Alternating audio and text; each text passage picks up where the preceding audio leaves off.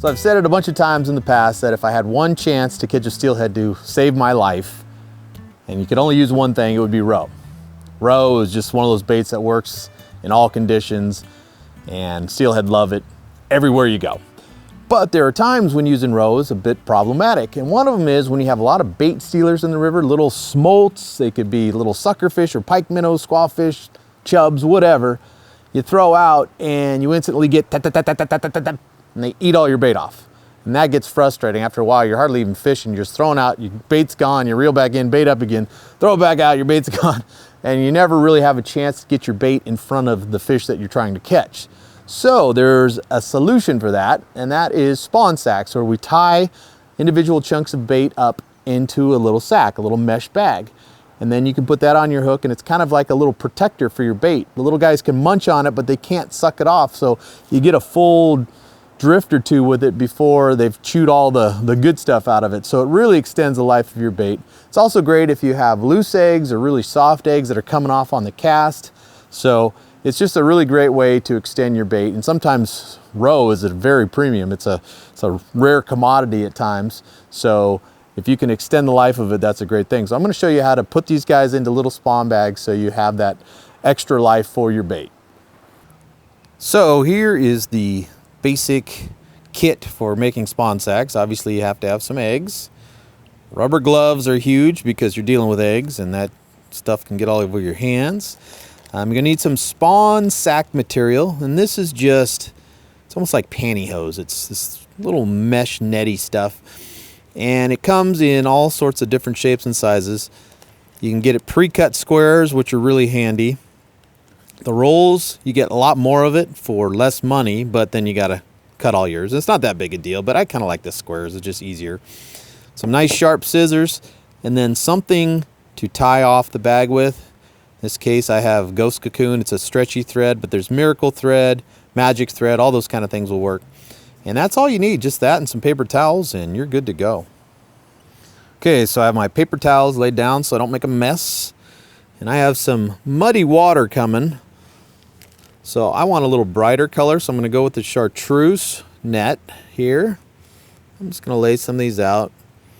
And if I were doing a day's fishing worth of this, I'd make a big area and just lay a bunch of these guys out and just get a assembly line going. But for demonstration purposes, we're just going to do a few here. So I've got my squares. I'm going to take my bait, and I'm going to just start cutting little steely sized chunks and put them in the center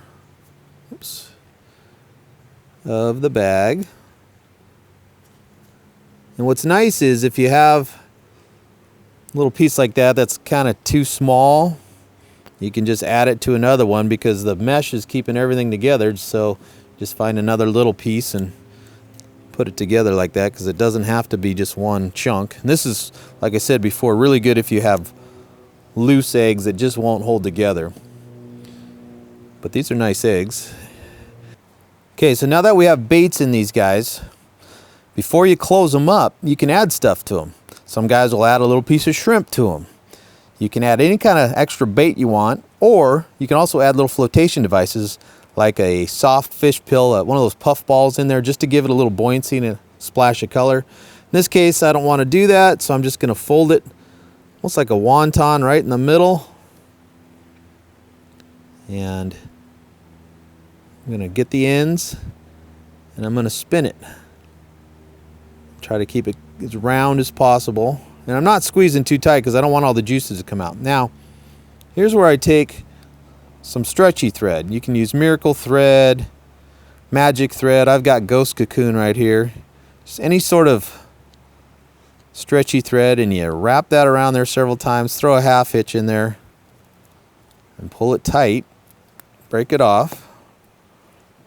And then we're going to take our scissors and just trim off the other stuff here. So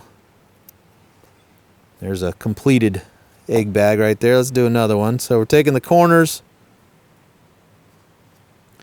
all up together. You can see I'm using rubber gloves. This is pretty essential when you're doing anything with eggs, just to keep your fingers clean and keep your scent off the bait. Your wife will appreciate you. Trust me on that. So I've wrapped that up. You can see it's got a little comet tail and it kind of unravels if I let go. So I'm just gonna tighten that up again, trying to keep it a semi-round shape and not squeezing too hard, because again, that'll just cause your eggs to juice out, which is no good. And then so a couple wraps and then a half hitch. And then we're just gonna trim that comet tail off there nice and close.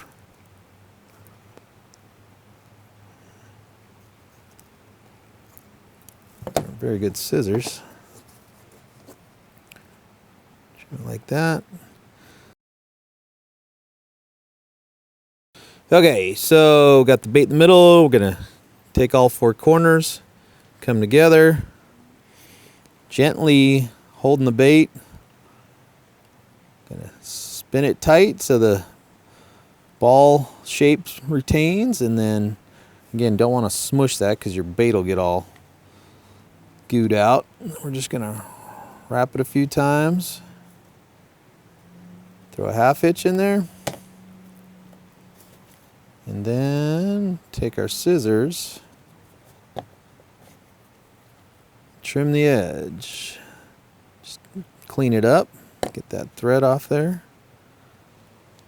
So there you have it. That's the finished product. Just a nice little tight ball of eggs. Your bait's nice and protected in there from all the little mini fish out there that want to steal your bait. And if you flub your cast, it's going to stay on there longer too. So these little spawn sacks are really useful. It's kind of a pain in the butt to sit there and tie them, but you actually save a lot of time when you're out on the river. So give these guys a try. So to store your egg balls, you can just throw them in a container like this, or you can also give them an extendo life. They'll last several weeks in the fridge if you put them in a container, and then put some of this Bright and Tight spawn sack formula in there, and it's like a little marinated cure. I just put it in there and let them soak, and they'll last for a long time like that. And then just make sure you seal the lid and throw them in the fridge, and you're good to go.